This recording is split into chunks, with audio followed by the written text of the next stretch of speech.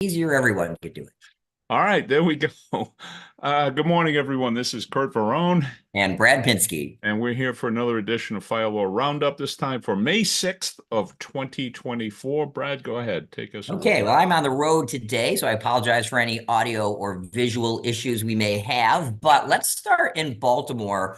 Normally I give some of these shows a theme, and this theme, I'm going to call creative and somewhat impressive lawyering, because whereas usually I think the lawyering is a little bit insane, that there's no way somebody can make certain claims. We have a couple of cases here which I'm actually impressed with the attorneys. I think they lose, but I'm impressed. And that starts with here. So before I get into the facts in Baltimore, let me start with, as everybody knows, in most states, I'm afraid to say all states, every employee is, although they're guaranteed a safe place to work, they are generally not permitted to sue their employer for injuries in the line of duty. And there are exceptions, such as violations of your constitutional rights, right? If your employer violates your right to First Amendment or assembly, as we'll talk about a little later, or violate some statutes like your union rights granted by Taylor law or something, right? You could sue. If they discriminate, harass, etc., you can sue, but not for injuries. Well, now we have the merging of two, and I'm really impressed with creative lawyering. I think this has a slim chance of working, but I'm very impressed with it. I don't know what, Curt, you'll think, but here's the facts. So facts are simple. We have a line of duty death in Baltimore where 3 firefighters died in 22 in a building fire. And they claim that the city failed to catalog and mark buildings which were structurally compromised. And as a result, when there was a fire, that the firefighters were sent into a building that they knew was condemned and dangerous and nobody should have been in there, but there were no markings, placards, anything outside the home that showed that it was compromised.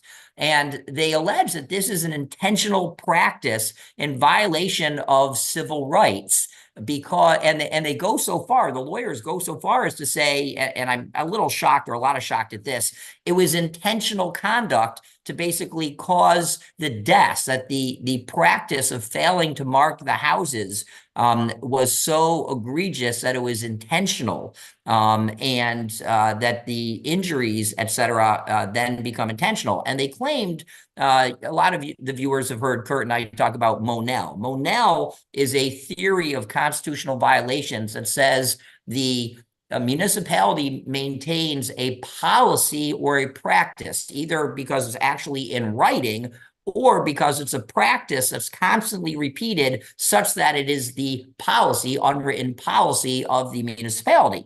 And if there's a Monell violation, meaning you have a bad practice that you do all the time, basically, that it's an unwritten policy, then you can be sued under violating your constitutional rights under this Monell theory. So that's what they've done here, right? And they said this is an intentional, egregious pattern committed over 10 years of failing to mark these houses and then sending people in them, and that they're deliberately indifferent to the plaintiff's constitutional rights. What's the right? Well, probably the right to be alive, right? Life, liberty, property. In any event, it's a really, Curt, I'm curious your thought. I don't I think think there's a chance of one of the winning, key but things here is they are marking the buildings. I think that's one of the things you got to understand. They are marking the buildings, but what I think, as I read it, the allegation is that there's some sort of a pay-to-play scheme where they're not marking certain buildings because of the concern that it's going to have for the property values in the neighborhood.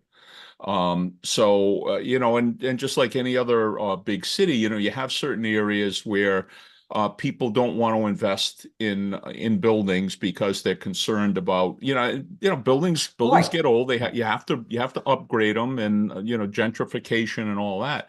But there's a concern that there was and they used the term pay to play, profit sharing scheme between people in the city and I'm assuming property owners, not to mark certain buildings, and that this was one of those buildings. And as a result of this pay to play scheme, and again, I'm using that term because they use it. They use it. We don't know if that's true or not. I think it's pretty easy to allege, although I would be I would be very cautious as an attorney making that allegation in a federal court lawsuit if I didn't have some sort of a good faith belief that it was actually going on. You can't, there was a time when you might have been able to get away with making wild accusations like that, but that's the kind of allegation that get you sanctioned and possibly disbarred if you don't have a basis for that. So, Well, and go one step further. They claim that the city intended to harm the firefighters yeah. through these egregious acts, I right? think And that's a I think that's an overstatement. That's a what yeah, well, and that's not our overstatement, right? That's right. their Yes. overstatement. Oh, yes. No, that's exactly. No, I think that alleging intent to harm, alleging deliberate indifference to Right. harm, That'd be but one thing. there are courts that have said that deliberate indifference to someone's life is the functional equivalent of intention to harm. You But they know? went farther. I mean, Yeah. it's creative lawyering. I think this has like a 5% chance of working, Mm, but there'll be a motion to dismiss. You can bet, guaranteed. and you can bet now on a motion to dismiss. It's a very little. It only says whether you failed to state a cause of action. But Mhm. I would not be surprised to see the federal magistrate recommend to the federal judge that this be thrown out.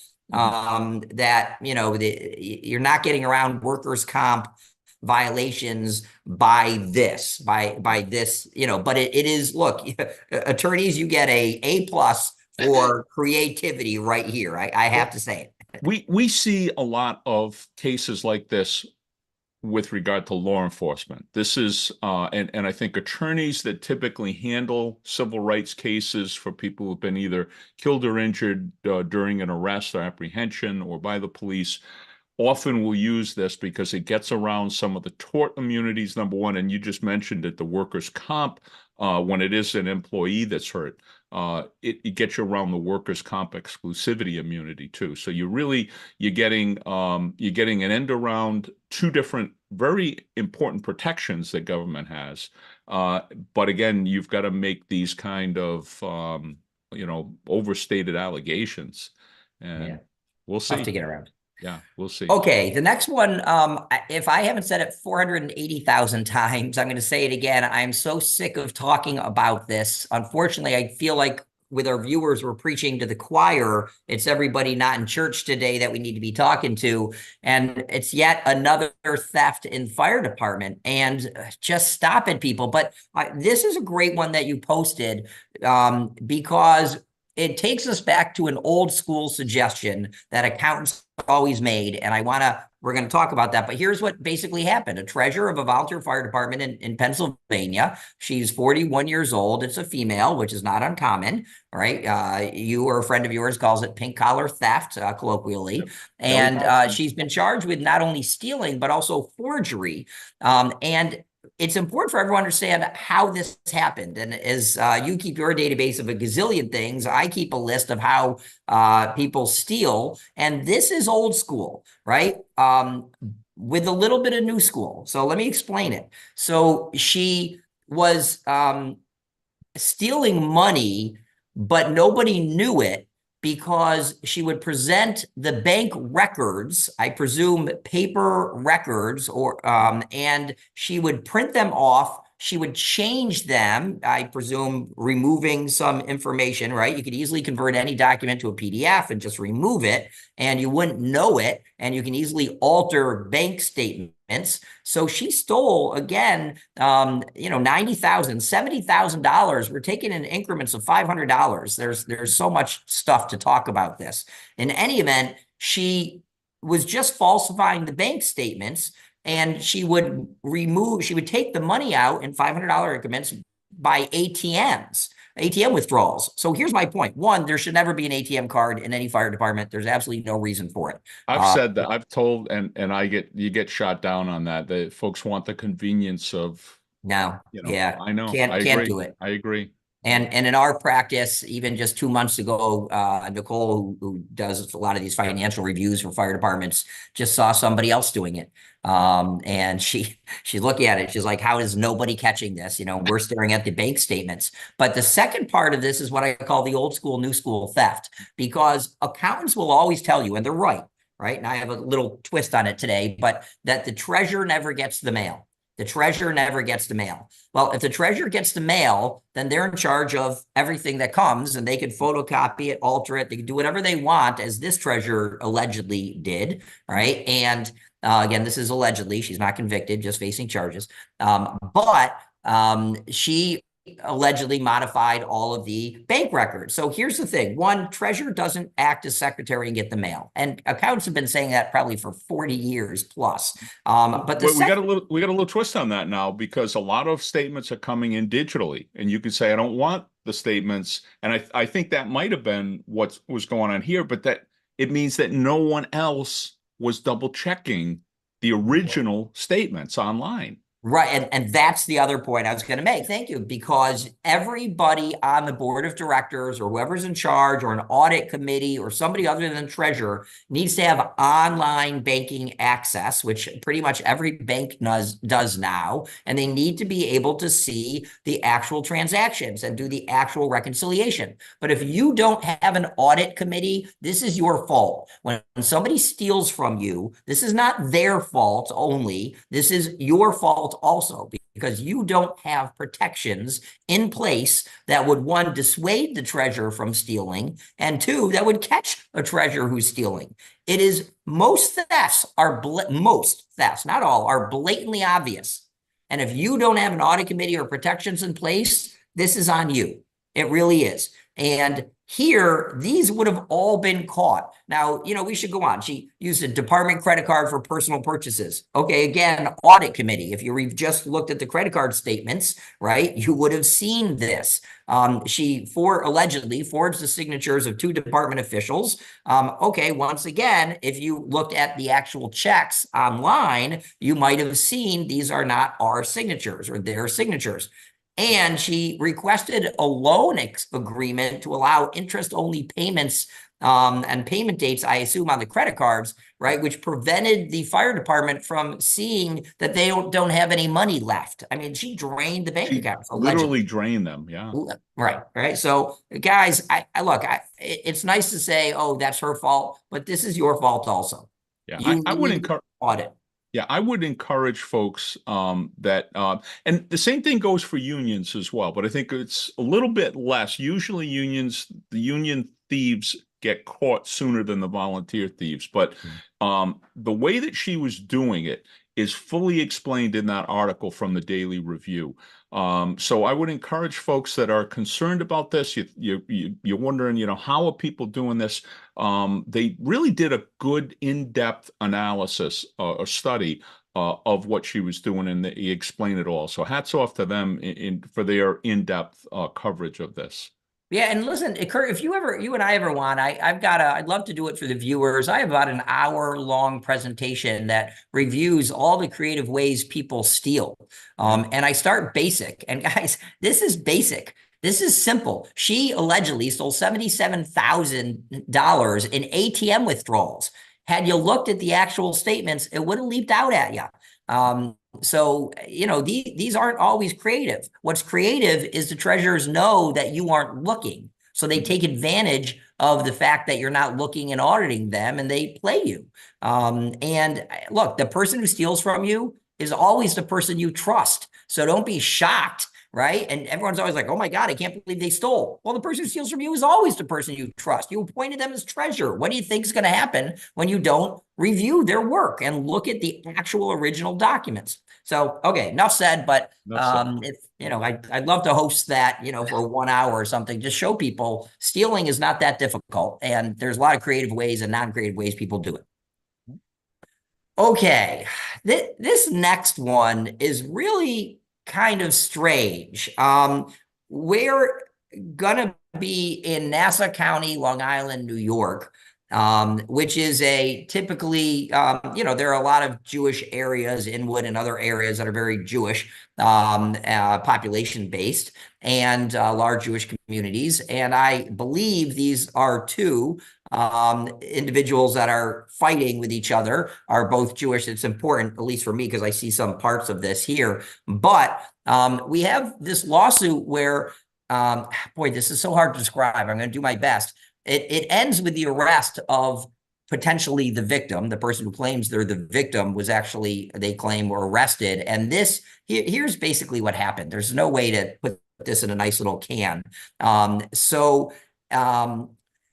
This individual, the plaintiff, who's an observant, he's practicing, he's Jewish. This is all in February about of 23. This individual, let's call him the plaintiff, right, is alone in his car. He's in a parking lot, and another individual came up and threatened him.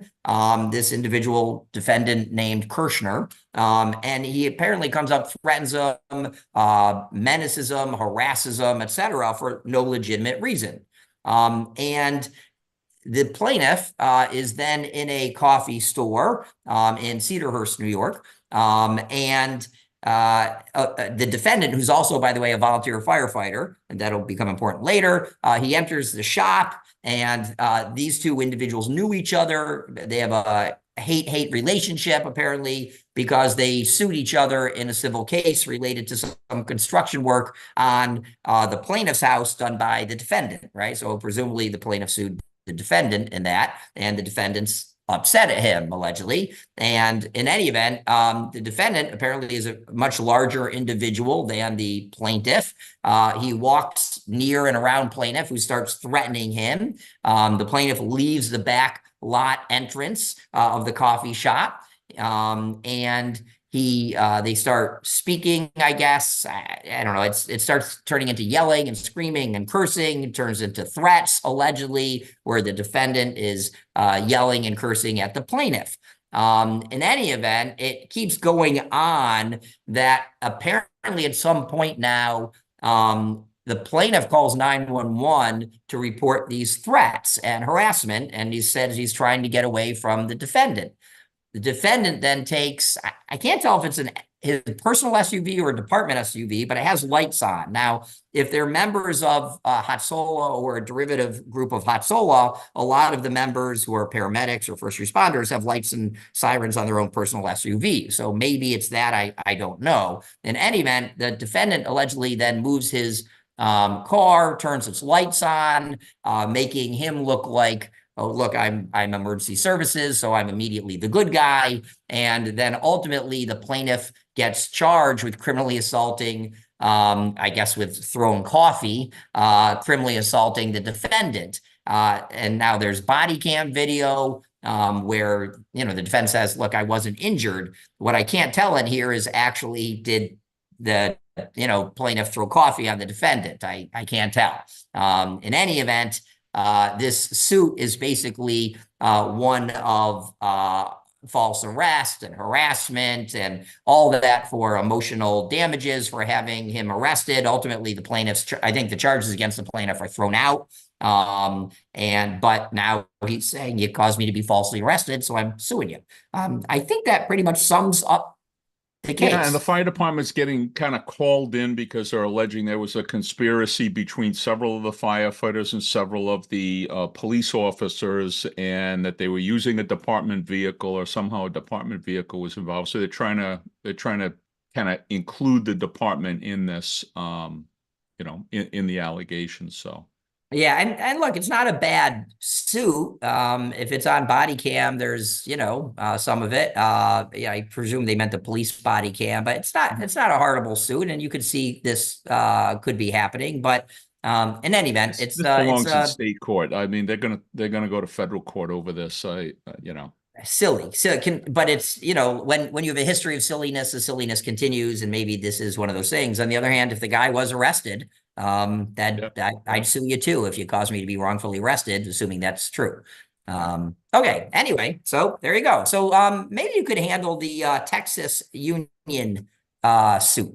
Yeah, it's a really interesting case, and I would encourage anyone who's really wants to get a little bit of a primer on First Amendment law. And even though this isn't social media related, the court really does a really good job of explaining where we stand here right now on First Amendment analysis, okay, and Pickering and the various approaches that we have to. But what we have is at least from the allegations, I don't know how accurate the allegations are, but we've got a union president. He had only been the union president for a couple of months, as I understand it. He was elected in October of 2022, and he was terminated in March of 23, so 6 months or so.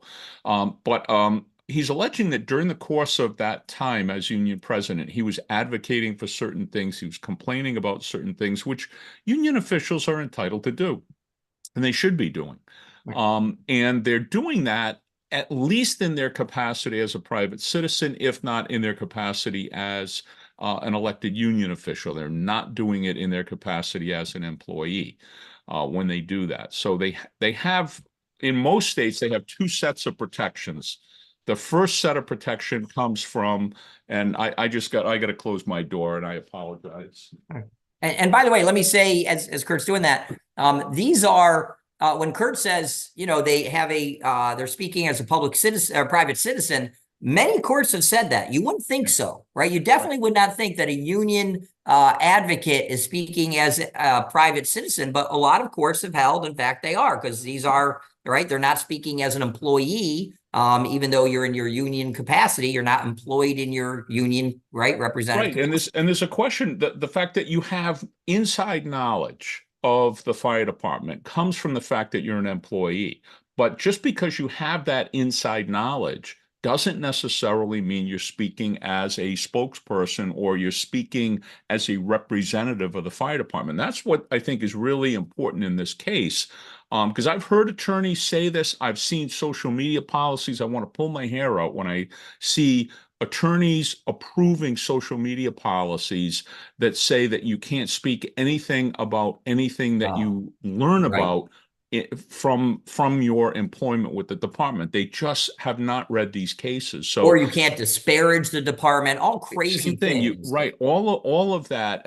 These attorneys, and I'm sure they're brilliant attorneys. I'm not questioning that, but they are not diligent in terms of researching. There are several really important cases that you have to understand. If you don't understand these cases, you're going to lead your client in the wrong direction. So again, really, really important. But at any rate, we've got this person now, the union president, Michael TQ, and he's doing, according to him, he's doing what he should be doing, advocating for the membership and complaining about what needs to be complained about.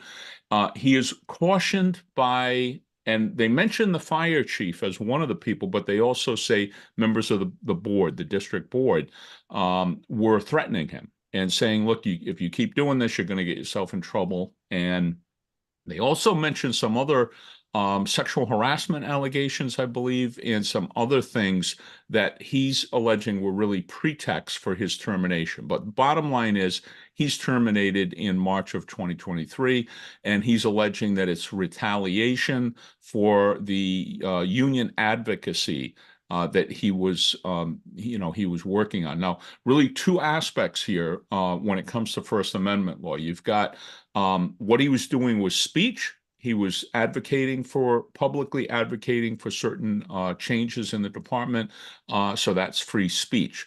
The other aspect of this is freedom of association, which is also a First Amendment allegation. And if you're going to go after a union representative, you've got to understand that they have constitutional rights in terms of the freedom of association, that union membership is connected to the First Amendment, not just through speech, but also through this the right to associate with people that you choose to and basically join a union. So he's alleging both of those, also alleging retaliation. In most states, he would also have a claim. There would also be a claim for an unfair labor practice, violation of state collective bargaining laws by going after and interfering with the concerted activities that a union rep is engaged in. So I come from a union environment. Providence, kind of grew up with that. I went to law school realizing one of the things that really made me go to law school was seeing the interconnection of the law with what was happening every day, and a lot of that was collective bargaining. And I remember my law professor, my public sector law professor, who was not a union advocate. He was kind of neutral. He actually did a lot of arbitrations in Massachusetts. And he didn't tell me this. He told the whole class this. He said, you cannot be disciplining elected union officials. Okay, you just can't do it because it's going to look like retaliation. And this looks like a classic case of retaliation. This guy may have done something wrong. I'm not saying, but when you're going after an elected union official, boy, you've got an uphill challenge. And look, in small, like my department, I call a small department, right? We had 12 when I was chief. I think we had 12 full-time and a host of part-time employees. And in a small department, the union stewards are they're working day in, day out. So when they do something or they complain, you don't always know which hat they're wearing, right? And when they do something wrong, they're always going to have this claim for, oh, it's not about what you said I did. It's about you got pissed off in the negotiations. And the connection in time is going to be very relevant. Oh, we had union meetings last week, and this week, all of a sudden, I'm disciplined. In big cities, for multiple reasons, but this is one of them, the union stewards are removed from the line. They're not working, right? And a lot of people say, oh, what a cushy job. They're not a firefighter anymore. They're in charge of the union. They get to sit in the office. But this is part of the reason, right? And it's a big job in a big city, right? But not having the union stewards in the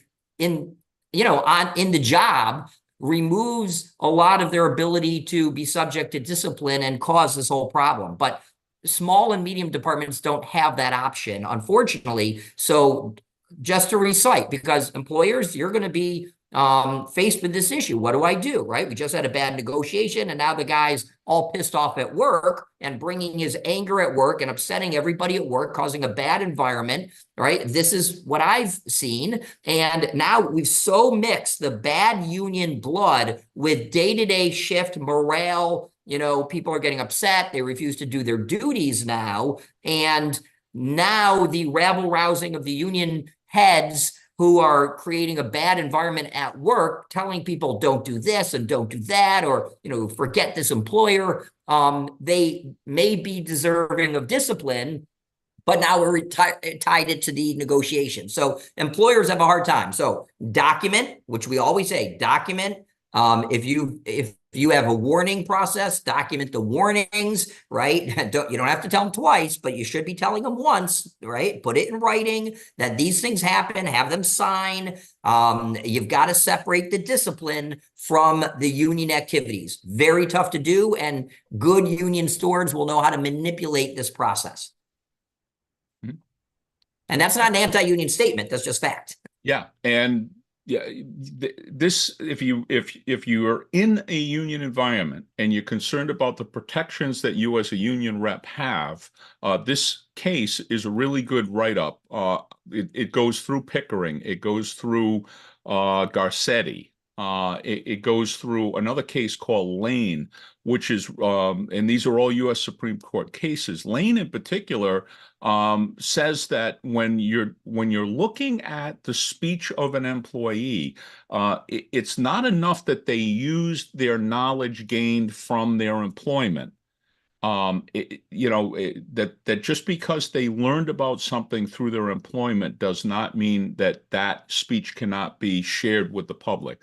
That is still private speech. When somebody learns about maybe an apparatus problem, maybe what they consider to be an unsafe apparatus, but they learn about that not from the newspaper, they learn about it from their own knowledge in the workplace, that they are free to speak about that as long as they do so as a private citizen. Now, if you're standing there in your uniform or you're saying, my name is, Lieutenant Varone, and I'm speaking on behalf of the fire department, obviously you're not speaking as a private citizen. But if you do it as a private citizen, the fact that you learned about it through your employment does not somehow prevent you from having First Amendment protection. So it's a factor. Yeah, it's a factor, right? Yeah, it can be, but if you read the Lane case, they're saying that's not really what we're really focused on. Is What were you doing at the time you were making the speech? Were you representing the fire department? Okay, were you on duty? Were you in uniform? Those types of things, as opposed to the content of what you're talking about. And, there was a case we covered maybe a year or two ago where this individual was, I forget what his job actually was, but he saw that one of the engines was going to be taken out of service. So he writes one of the commissioners, jump in the line of command here and chain of command. And he says, hey, interesting that this engine's out of service because of low staffing or something. He makes a complaint, and the court analyzes in this same test, right? Different scenario, same test, say, what was he speaking as? Was it part of his job duties to talk to this guy, or was it not? And I think the court there concluded it was part of his job duties, so his speech is not protected. He's speaking as an employee.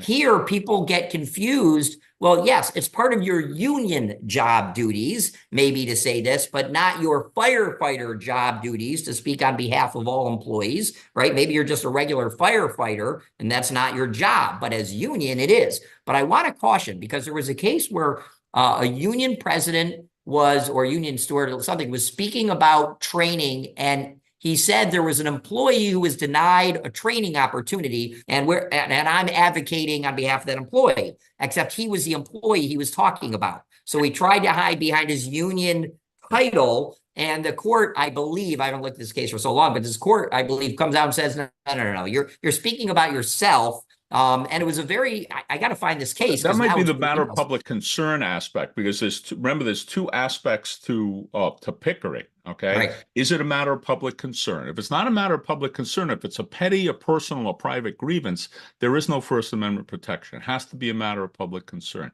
Then you get to, did you do it as a private citizen? And ultimately, if you're saying, look, all our firefighters are being denied a benefit like training, that would be one thing. If it's just me who's denied, right, I didn't get a promotion, right? That's the classic one. I didn't get. Versus you're not promoting anybody because you don't want to. What do they do? They use us on a day-to-day basis, but they won't make a permanent promotion, right? Or permanent promotion. So yeah, all those things. But personal versus non-personal, there's so much. You do a great class. If the viewers have not watched, or attended one of Curt's First Amendment classes, the long version, let's call it, there's so much here. And I think what you'll learn is you better think like 5 times before you're going to punish somebody over their speech. Sometimes it's better to let the water roll off your back, right? These are so complicated, and whether employees know what their protections are or not, they have a ton of them as individual citizens. So consult a lawyer. Don't just talk to any lawyer, because if you don't follow these cases, the judges don't even get it right. Yeah, I mean, they don't, and you've got to be very careful. The attorneys out there you got to do your research. There's a lot of attorneys out there that, I mean, if they're pro-management attorneys, and you say, I need to get rid of, firefighter Barone, and he said this, and they're gonna go in the direction that you want without fully analyzing that. So you got to do the research. There's no shortcuts here, especially and you when it comes to First I always hear people say, "Oh, the Pickering test, which is great. You know the test, but you know the interpretations of the test, which are all over the place." So, all right, last one we got is you again.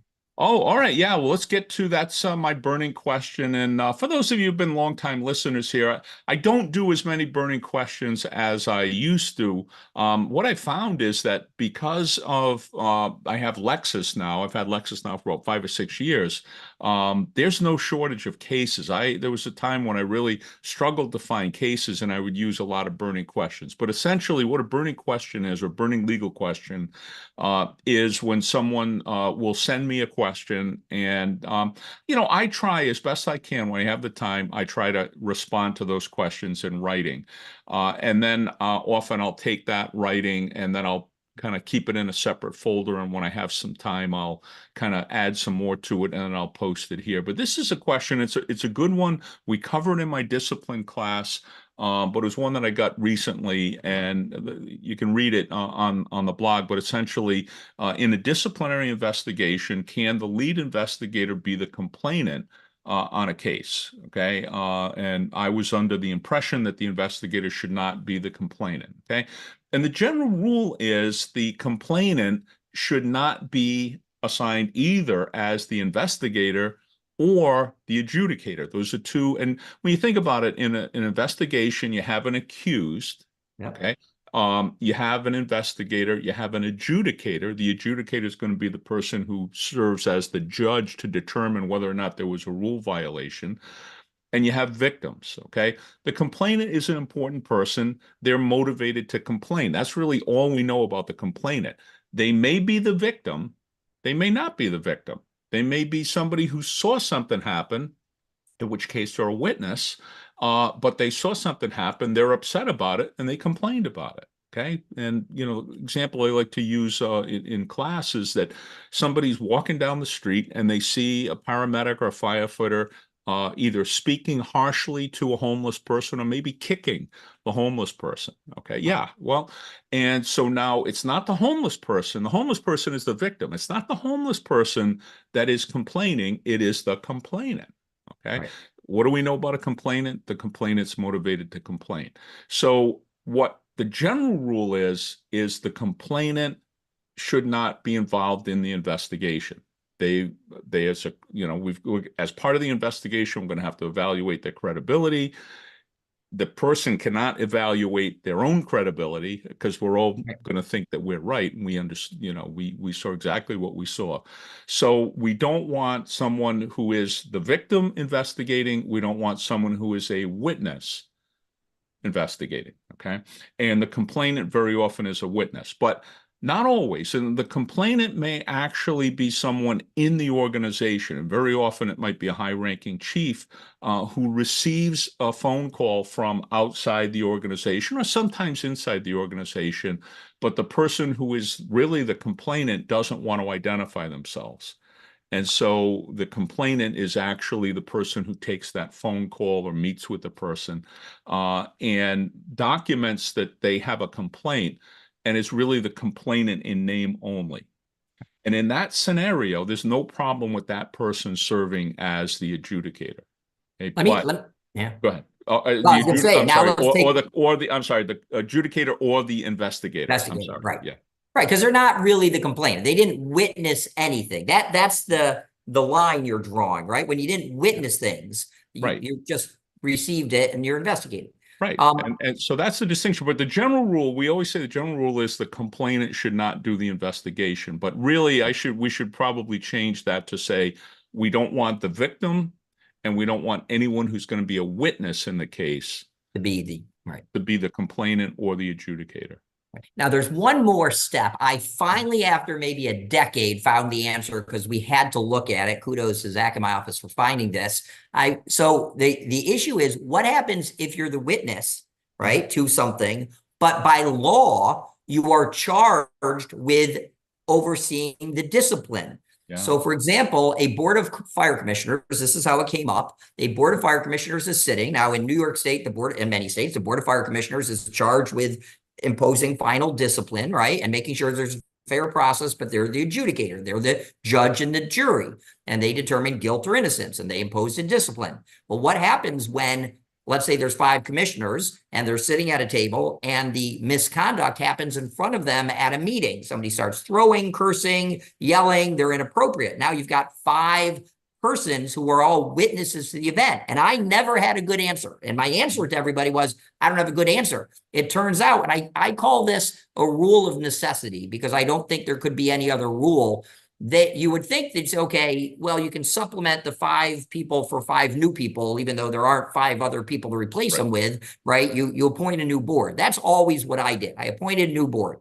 And I was never comfortable with that. It turns out, at least in New York and many other states, there's a line of cases which says if the entity who's legally charged with imposing discipline, etc., is a witness, you either drop as many as you can who don't need to be on the board, right? So let's say 1 out of 5 was a witness, right? Okay, fine. They're off the board. You don't replace them. You still have 4. You need 3 or whatever you need, right? So you replace them. But if all 5 are witnesses, these cases say you have the right to remain on the board as the jury, even though you're the witness, which is really strange. What if they were the victim? What if they were the victim? Well, they technically are the victim. If you're getting yelled at, you're not only the witness, as now you're saying, you Yeah. are the victim, right? But the rule should be you can replace the board. That's not the Right. rule, at least in New York and a couple others, No, New and Jersey. Texas has that very same problem because in many